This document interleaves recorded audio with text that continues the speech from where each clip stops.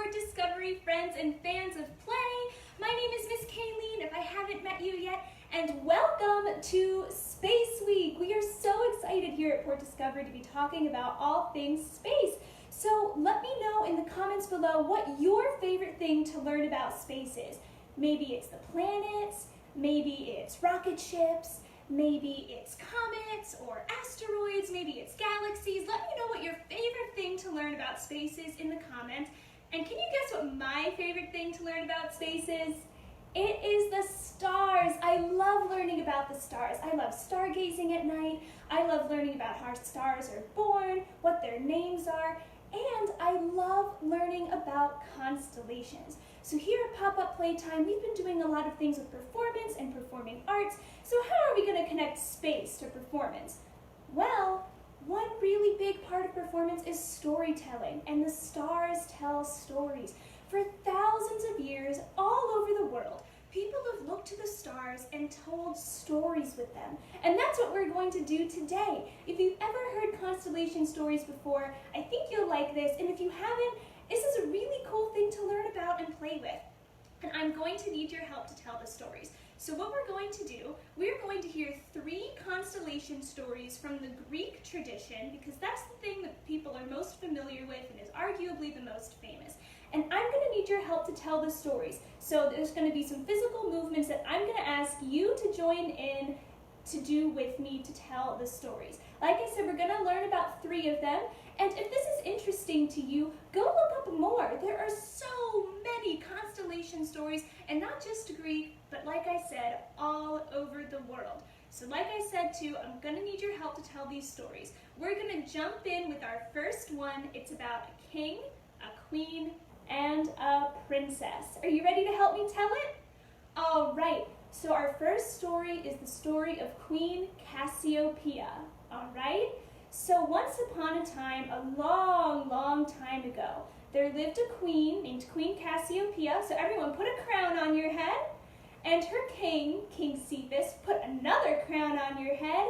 And Princess Andromeda put a littler crown on your head. So we've got our 3 royal family members. Now, it's kind of fun to think about what it would be like if you were a king or a queen. Everyone kind of wants to be a king or a queen, right?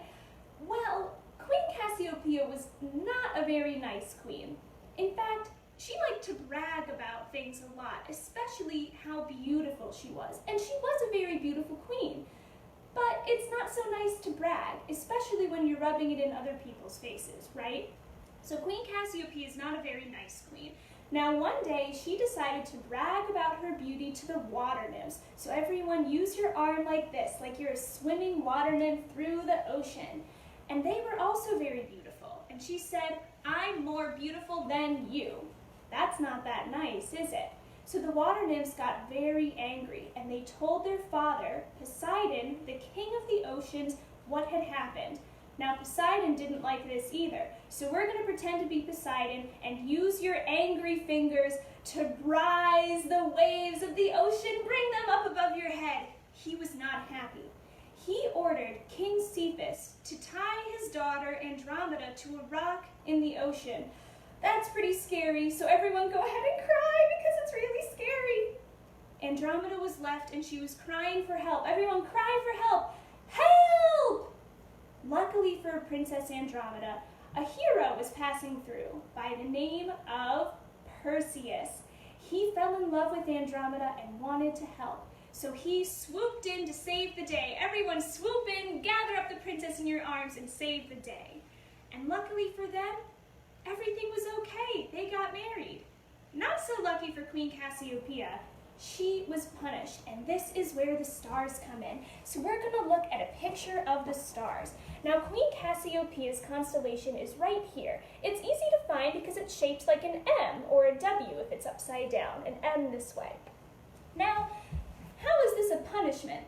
Well, friends, the Earth rotates around and the stars around us stay still. But we kind of see the stars moving in the sky. It's because the Earth is spinning. So throughout the day, Queen Cassiopeia might be up on her throne sitting normally. But as it turns, she gets really dizzy. So Poseidon put her in the sky to curse her to spin round and around forever.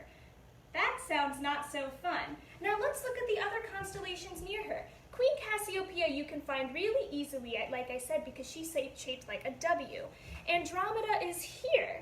Here's her rock, her body, and her legs over here, like she's crying out for help. Let's turn it upside down to look at Perseus. Here's his head, his arms, and his leg over there. And finally, we have our sea monster, his head and his body and his tail here.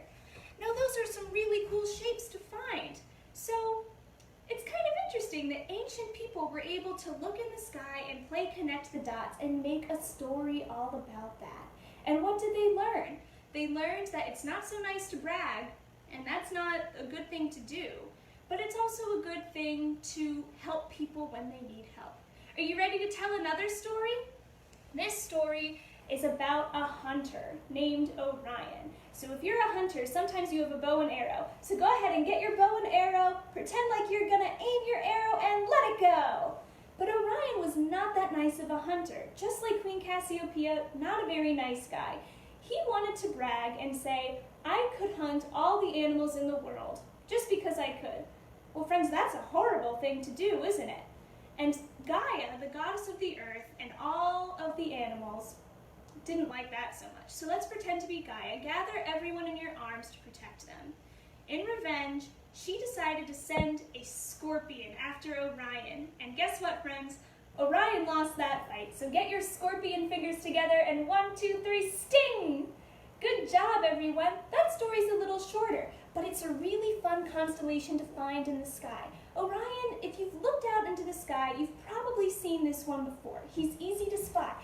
And it's easy to spot because he has 3 stars right in a row that make his belt. They're very bright in the sky.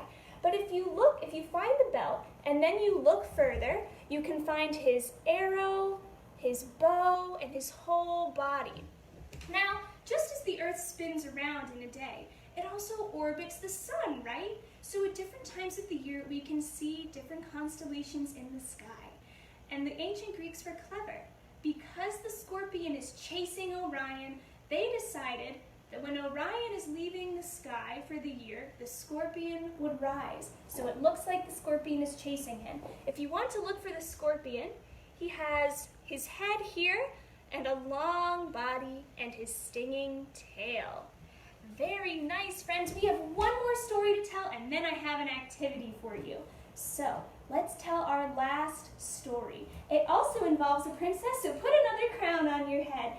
This is the story of Princess Callisto and the god Zeus. If anyone knows about Zeus, he had lightning bolts he liked to throw. So go ahead and grab a lightning bolt. Maybe your fingers are moving like this, and toss a lightning bolt. Very good job, everyone. Now, Callisto was a very beautiful princess, and she attracted the attention of Zeus, and they decided to have a child together. But Callisto was afraid because, well, Zeus had a lot of enemies too. So to protect her, he turned her into a bear and decided to help raise the child himself. He grew up to be a nice hunter, not like Orion, so let's give him a thumbs up. Well, one day their son was hunting, all grown up, and he came upon a bear in the woods. He was very afraid and decided to attack. But he didn't know that this bear was his mom. So his mom turned back into a human before his eyes, and he cried to Zeus. Everyone pretend to cry. He was so sorry. So as a reward, Zeus decided to put them both into the sky as constellations so they could protect each other forever. And friends, these are 2 other very famous constellations that are easy to spot. They're also called the Big Dipper and the Little Dipper. So if you look here, this looks like a Big Dipper right here. Here's this, the handle and the ladle. But if you look at the rest of it, here's her body and her legs. It kind of looks like a bear. And from here, if you go straight up, you can find our North Star and the Little Dipper, or the Little Bear. Now friends, the North Star that we have today is called Polaris, but it's not always going to be Polaris. About 5,000 years ago, when the Egyptians were building their pyramids, it was a different star. And in 13,000 more years, a long time from now, we'll have a different one as well. It's really interesting. So friends, my activity for you, if you can, is to go outside tonight or other nights during the summer and look for the constellations constellations we talked about today and more. But until then, or if you can't go outside, a fun activity is to grab a piece of paper, some markers or crayons or whatever you have, and draw a lot of stars or dots on the page, as many as you can. And then I want you to play Connect the Dots. What kind of shapes are you going to see? Will it be something like a triangle or a circle and you have to make up a story? Will you see a person? Will you see a mythological creature, an animal, a plant? Anything that you can see, and you can make up a story about it. We would love to see your constellations and stories, so make sure to tag us on Facebook and Instagram. Before we go, I'll show you mine. So I drew a lot of stars on my page, and I looked for a while to try to connect the dots. And I ended up seeing a mermaid and a pixie. So as you can see here, I saw her head, her hair, her body, and her tail over here. And I found a pixie with her wings, her magic wand, and her body.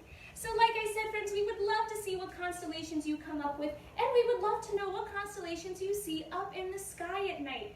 Thank you so much for helping me tell these constellation stories today. We hope that you enjoy Space Week at Port Discovery, and we'll see you soon. Bye, friends!